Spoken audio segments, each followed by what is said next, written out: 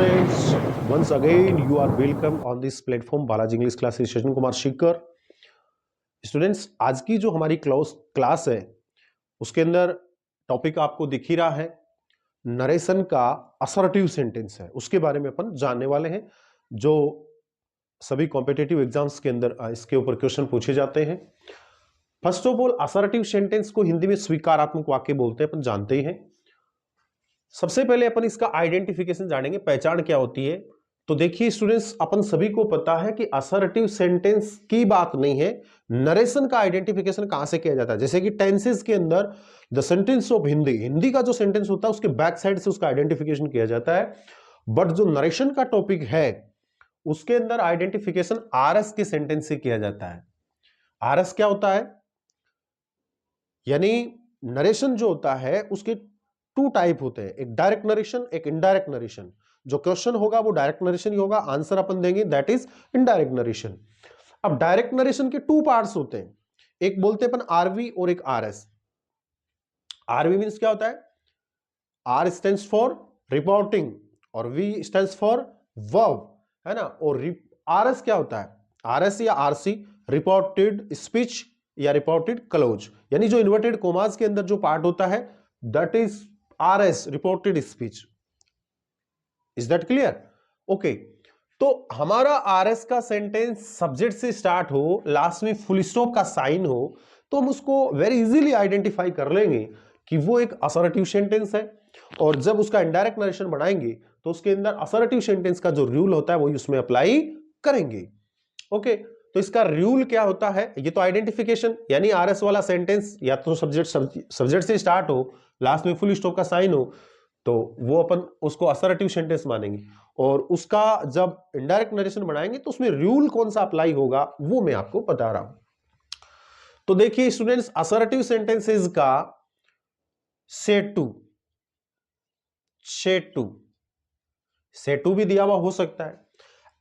Assertive sentences का जो set to होता है वो टेल में चेंज होता है ना। सेट टू पूरा नहीं होता है, होता तो से ही है, क्योंकि से मेन वर्ब है तो ये टेल में चेंज होगी। टू तो प्रीपोजिशन होती है, ये हट जाती है। लेकिन मैंने सेट टू इसलिए बताया कि कई स्टूडेंट्स हैं वो ऐसे करते हैं कि टू को हटाना भूल जाते हैं, तो ऐसा नहीं करना है, मिस नहीं करना है।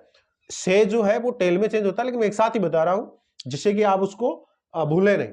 शेड टू जो होता है वो टेल में, यानी से जब मेन वर्ब का फर्स्ट फॉर्म है तो टेल भी मेन वर्ब का फर्स्ट फॉर्म ही आएगा। से स्टूडेंट्स बनता है सेज, यानी से फर्स्ट फॉर्म में एस लगा हुआ है, तो यहां भी टेल जो फर्स्ट फॉर्म है स्टूडेंट्स इसके अंदर एस ऐड कर देंगे तो टेल्स बन जाएगा। स्टूडेंट्स, ये जो से होता है इस से का सेकंड फॉर्म सेड होता है, तो फिर इधर भी टेल का सेकंड फॉर्म बना देंगे, यानी टेल का सेकंड फॉर्म क्या होता है, टोल्ड होता है। तो ये इसमें आरवी का जो चेंजेस है वो मैंने बता ही दिया। और स्टूडेंट्स, ऐसे सेंटेंसेस को जोड़ने के लिए दैट कंजक्शन का यूज होगा। कौन से कंजक्शन का? दैट कंजक्शन का यूज हम करेंगे, ये वाला कंजक्शन, दैट कंजक्शन। एग्जाम्पल अपन एक देख लेते हैं।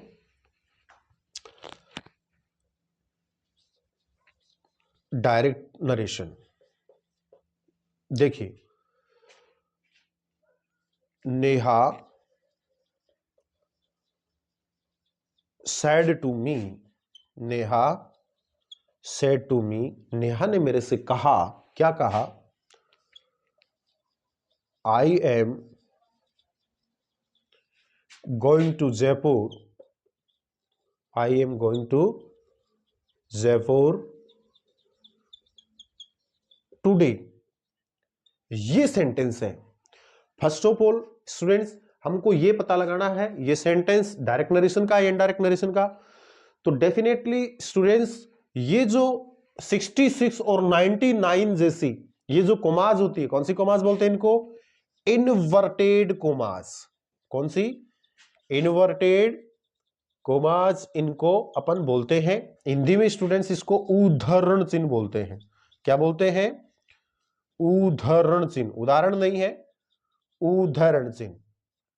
ठीक है, ये स्टूडेंट्स क्यों लगाई जाती है? क्योंकि इन्वर्टेड कोमास जो है ये आप ये मानिए कि टू सोल्जर्स हैं, दो सैनिक हैं, इनके बीच में जो कुछ लिखा हुआ है वो ये इन्वर्टेड कोमास के बीच में, इसका मतलब ये हुआ कि इनके बीच में जो कुछ लिखा है वो as well as the same वो का वो है जैसा अगले ने कहा था। इसमें कोई भी काटछाट या छेड़छाड़ नहीं की गई है, जैसा अगले ने कहा था वही है। इसी का इंडिकेशन करने के लिए इन इन्वर्टेड कोमास का यूज होता है। तो इन्वर्टेड कोमास जो है स्टूडेंट्स वो डायरेक्ट नरेशन में लगती है, इनडायरेक्ट नरेशन में उसका यूज नहीं होता। तो हमने आइडेंटिफाई कर लिया this is the sentence of direct narration, ये डायरेक्ट नरेशन का सेंटेंस है। अब मैंने कहा there are two parts of direct narration, direct narration के टू पार्ट्स होते हैं। First is Neha said to me okay and I am going to Jaipur today, this is the second part of this sentence of the direct narration.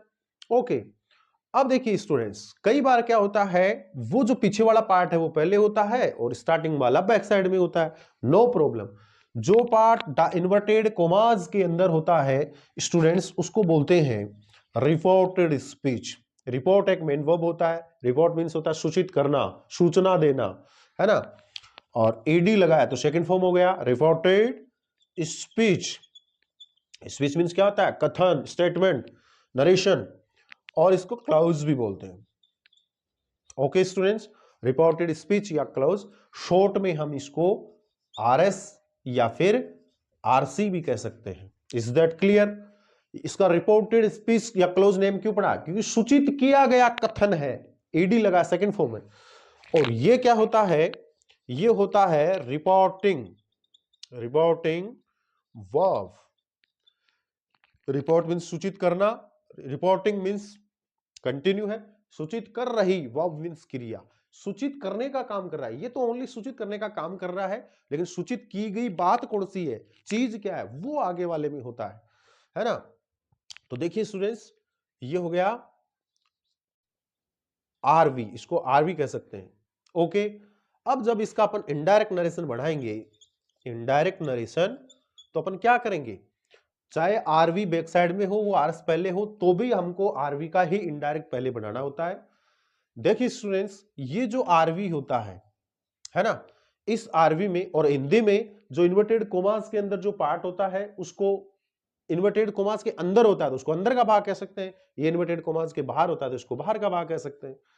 अब देखिए RV के students हम सभी जानते हैं डायरेक्ट से इनडायरेक्ट बनाते समय 3 चेंजेस होते हैं। एक तो प्रोनाउन से रिलेटेड चेंज होता है, एक टेंस से रिलेटेड चेंज होता है, एक डिस्टेंस और टाइम से रिलेटेड जो वर्ड्स होते हैं उनका भी चेंज होता है। तो वो जो 3 चेंजेस होते हैं स्टूडेंट्स, वो आरवी में कुछ भी नहीं होना है, वो सारे के सारे चेंजेस आरएस में ही होते हैं। क्योंकि मैंने कहा ना कि कहा गया स्टेटमेंट यही है, यही कही गई बात है, तो इसी में वो चेंजेस करने होते हैं, आरवी में नहीं। ओके, बिल्कुल। और एक चीज और ध्यान में रखिएगा, आरवी का ओनली ये जो वर्ब होता है यही चेंज होता है, और आरवी के सब्जेक्ट में और ऑब्जेक्ट में कोई चेंज नहीं होता है। जैसा ऊपर दे रखा है वैसा का वैसा नीचे राइट डाउन कर देंगे।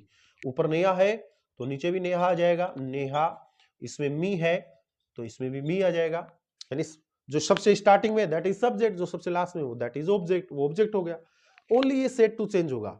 देखिएगा स्टूडेंट्स, ये शेड टू कई बार टोल्ड में चेंज होता है, कई बार आस्क्ड में चेंज होता है, कई बार ऑर्डर्ड में, एडवाइज्ड में, रिक्वेस्टेड में, है ना, कई तरह से ये चेंज होता है। इसके लिए अपने को क्या करना पड़ेगा, आरएस वाले सेंटेंस को आइडेंटिफाई करना पड़ेगा। We have to identify the sentence of RS, RS का सेंटेंस को आइडेंटिफाई करना है। मैंने कहा आइडेंटिफिकेशन पहले ही बता दिया कि आरएस वाला सेंटेंस सब्जेक्ट से स्टार्ट हो। देखिएगा, this sentence is started with subject I, this is the personal pronoun, it is use only for subject. इस जो पर्सनल प्रोनाउन होता है ना, ये क्या है, सब्जेक्टिव केस बोलते हैं इनको। प्रोनाउन की टेबल में हमने सीखा है subjective case, possessive case, objective case, तो दिस इज सब्जेक्टिव केस, तो सब्जेक्ट की जगह यूज होता है, तो ये सब्जेक्ट है, पर्सनल प्रोनाउन है। और मैंने कहा the sentences which is started with subject and ended with full stop sign, जिसके स्टार्टिंग में सब्जेक्ट हो, लास्ट में फुल स्टॉप का साइन हो, हमने आइडेंटिफाई कर लिया कि वो तो असर्टिव सेंटेंस ही होता है। तो जब इसका इनडायरेक्ट नरेशन बनाएंगे तो असर्टिव सेंटेंस का जो रूल होता है वो ही उसमें हम लगाएंगे। तो असर्टिव सेंटेंस का रूल हमको माइंड में रिमाइंड करना है। रूल ये होता है कि ऐसे सेंटेंसेस का जो शेड टू होता है वो टोल्ड में, यानी अकेला शेड ही टोल्ड में चेंज होगा, टू नहीं होता है, टू हट जाता है, लेकिन मैं एक साथ इसलिए बोल रहा हूं ताकि आप इसको मिस ना करो, भूलो नहीं। तो जो शेड टू होता है वो टोल्ड में चेंज होगा, ये टोल्ड में चेंज कर दिया, यानी चेंज तो ओनली शेड ही हुआ है टोल्ड में, लेकिन टू को हटा देंगे। नया टोल्ड में कोई भी चेंजेस नहीं करना, ओनली ये टोल्ड यानी वर्ब जो है वो चेंज होती है। अब देखिएगा स्टूडेंट्स, ये हो गया। अब दोनों सेंटेंसेस को, पहला वाला सेंटेंस फिनिश हो गया, अब दोनों सेंटेंसेस को जोड़ने के लिए कंजक्शन कौन सा अप्लाई होगा, दैट। स्टूडेंट्स, नरेशन के टॉपिक के अंदर ओनली टू टाइप के सेंटेंसेस ऐसे हैं, है ना, एक तो इंटरोगेटिव और एक इंपेरेटिव, उनके अंदर ये दैट कंजक्शन नहीं लगता, बाकी सभी के अंदर दैट कंजक्शन ही लगता है। तो ये दैट कंजक्शन मैंने ऐड कर दिया, Neha told me that, okay. अब देखिए, जैसे ही दैट कंजक्शन का यूज किया, ये इन्वर्टेड कोमाज यहां से रफू चक्कर हो जाएगी, गायब हो जाएगी दैट कंजक्शन का यूज करते ही। अब फर्स्ट ऑफ ऑल हमारी मुलाकात हुई आई से, है ना, तो आई क्या होता है, एक प्रोनाउन होता है, वेरी वेल हम जानते हैं ये एक प्रोनाउन होता है। अब देखिए स्टूडेंट्स, आई जो प्रोनाउन है, प्रोनाउन की टेबल जब हमने पढ़ी थी तो हमने जाना था आई कौन सा पर्सन होता है। प्रोनाउन को चेंज करने के लिए मैंने फॉर्मूला बताया था, आरवी अपॉन आर एस सन अपॉन 1 2 3, सन अपॉन 1 2 3। ये देखिएगा, ये फॉर्मूला था, यानी आरएस का जो फर्स्ट पर्सन होता है वो आरवी के सब्जेक्ट के अकॉर्डिंग चेंज होता है, और आरएस का सेकंड पर्सन आरवी के ऑब्जेक्ट के according, third person no change, वो किसी में भी नहीं बदलता है। तो ये तो आई तो क्या है, फर्स्ट पर्सन है। मैंने कहा था ना two lines, I my me we our us, ये दोनों फर्स्ट पर्सन में होती है, तो ये फर्स्ट पर्सन है। तो किसका फर्स्ट पर्सन है, आरएस का। और प्रोनाउन है, मैंने कहा प्रोनाउन से रिलेटेड, टेंस से रिलेटेड, डिस्टेंस और टाइम से रिलेटेड जो चेंजेस होते हैं वो आरएस में ही होते हैं। तो ये आरएस का फर्स्ट पर्सन है, तो आरएस का फर्स्ट पर्सन किसके अकॉर्डिंग चेंज होगा, आरवी के सब्जेक्ट के अकॉर्डिंग। अब आरवी कौन सा है, आरवी ये पहले वाला है, इसका सब्जेक्ट कौन सा है स्टूडेंट्स, इसका सब्जेक्ट कौन सा है, नेहा, सब्जेक्ट स्टार्टिंग वाला ये है।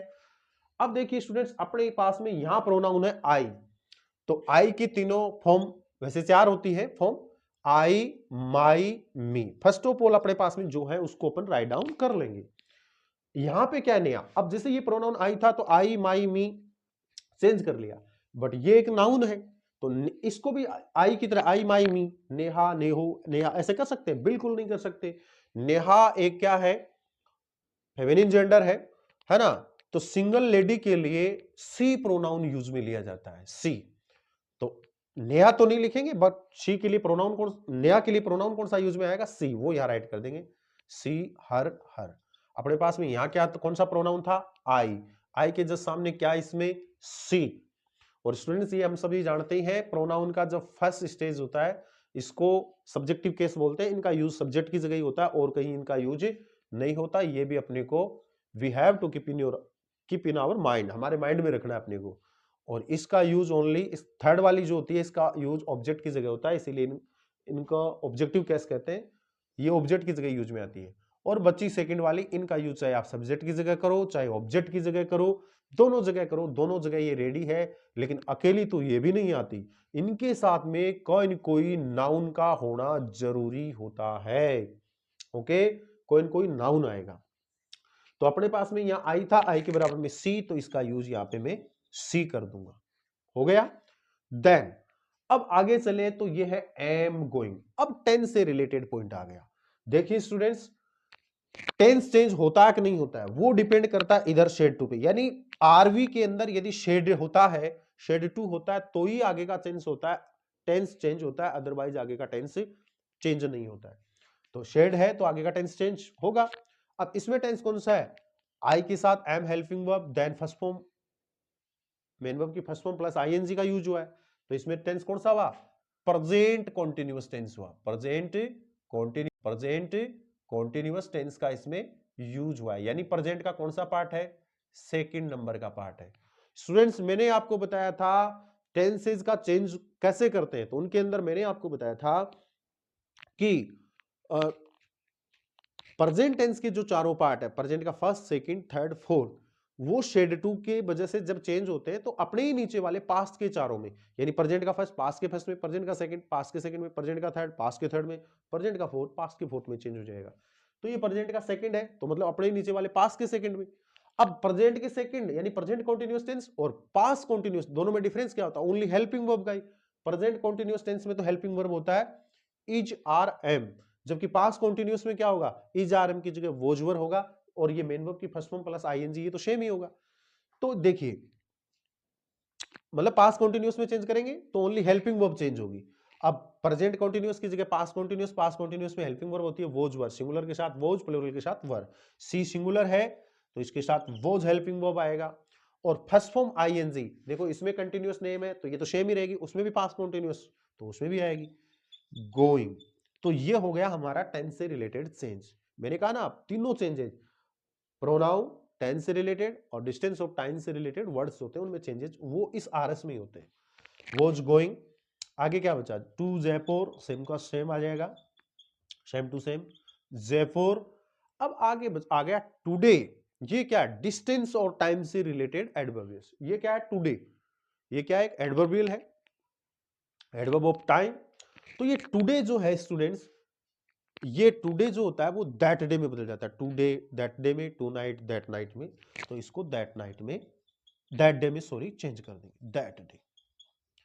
ये लो, अब ये इन्वर्टेड कोमास वगैरह हट जाएगी, फुल स्टॉप साइन आ जाएगा। तो ये था हमारा असर्टिव सेंटेंस। मैं आशा करता हूं स्टूडेंट्स आपको वेरी वेल ये समझ में आ गया होगा। That's all, thank you very much. और कोई डाउट यदि आपके रहता है तो विदाउट एनी हेजिटेशन आप मेरे से कमेंट करके पूछ सकते हो, अपने डाउट को क्लियर कर सकते हो।